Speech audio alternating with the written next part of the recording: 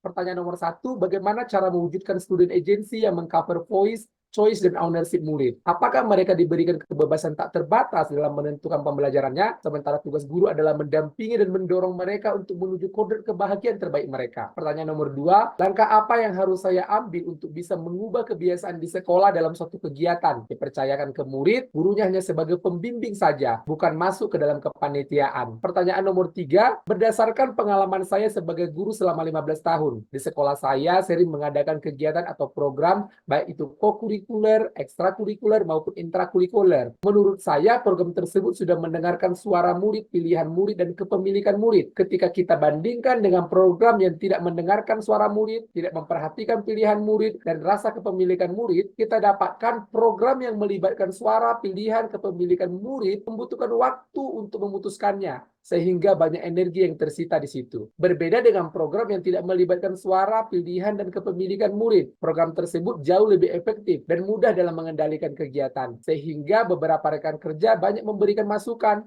ketika membuat program atau kegiatan, memilih tidak melibatkan suara, pilihan, dan kepemilikan murid. Menurut Bapak Ibu narasumber atau instruktur, bagaimana sebaiknya kita menyikapi rekan kerja saya? Bapak Ibu, 3 pertanyaan ini akan saya jawab dengan satu kesatuan. Bapak dan Ibu, tugas guru mendampingi, mendorong, menuntun murid menuju kemerdekaan, yaitu kesejahteraan dan kebahagiaan atau student well-being, di mana peran guru bisa sebagai fasilitator, mentor, maupun coach. Untuk itu, guru harus memberikan murid kebebasan dalam artian kebebasan itu membuat mereka sejahtera lahir dan batin dan tidak bertentangan dengan kemerdekaan orang lain, serta kebebasannya harus seirama dengan nilai-nilai kebajikan universal. Dalam menentukan pembelajaran yang berdampak pada murid, harus ada kemitraan antara murid dan guru, karena kemitraan memungkinkan terciptanya program yang berpihak kepada murid. Murid akan mendapatkan pembelajaran sesuai kebutuhannya. Lewat kemitraan akan terbentuk rasa saling percaya, saling menghormati antara guru dan murid. Untuk mengakomodir voice, choice, dan ownership murid dalam intrakurikuler memang menjadi tanggung jawab kita secara pribadi, karena itu dalam satuan mata pelajaran kita. Kita diberi kewenangan menentukan metode, trik, treatment, atau perlakuan apapun di satuan mata pelajaran kita selama tujuannya adalah keberpihakan kepada murid. Untuk mengakomodir dan ekstrakurikuler, perlu melibatkan guru lain, sehingga kita perlu berkolaborasi. Untuk itu, jalin komunikasi yang asertif dan efektif. Tetap berpikir strategis, hindari benturan.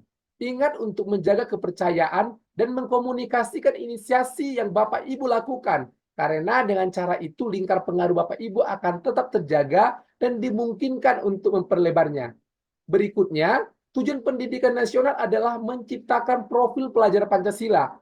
Untuk itu, dalam sebuah program atau event, bukan kemeriahan atau penampilan eventnya yang menjadi tujuan, tetapi bagaimana program atau event tersebut mengakomodir nilai-nilai profil pelajar Pancasila dan bagaimana murid melakukan refleksi setelah program tersebut dilaksanakan. Cara mewujudkan student agency atau kepemimpinan murid, yaitu voice, dapat diakomodir melalui kegiatan pembuatan kesepakatan kelas, membuat kotak saran di sekolah, memfasilitasi wadah bagi murid dalam menyuarakan keinginan mereka, mengakomodir pendapat murid dalam setiap kegiatan-kegiatan sekolah, memberikan kesempatan kepada murid untuk memberikan pendapat dalam menentukan fasilitas yang mereka butuhkan di sekolah.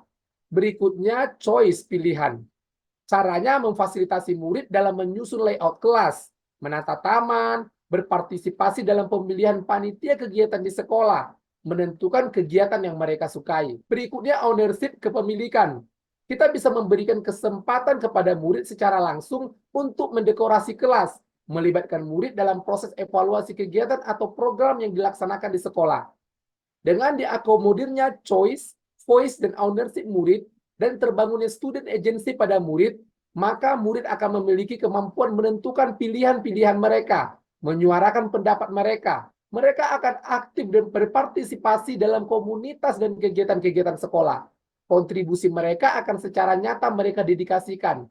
Mereka akan melakukan aksi nyata dari setiap hal yang mereka pelajari yang merupakan hasil belajar mereka.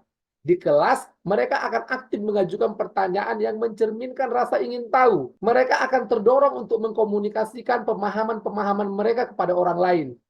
Sebagai rujukan, Bapak Ibu bisa mempelajari tangga keterlibatan anak atau heart ladder, sehingga kita bisa berefleksi dan selalu meningkatkan derajat partisipasi mereka, dan kita harapkan minimal mereka berada di tangga keempat, dan paling bagus jika mereka bisa berada di tangga ke-8.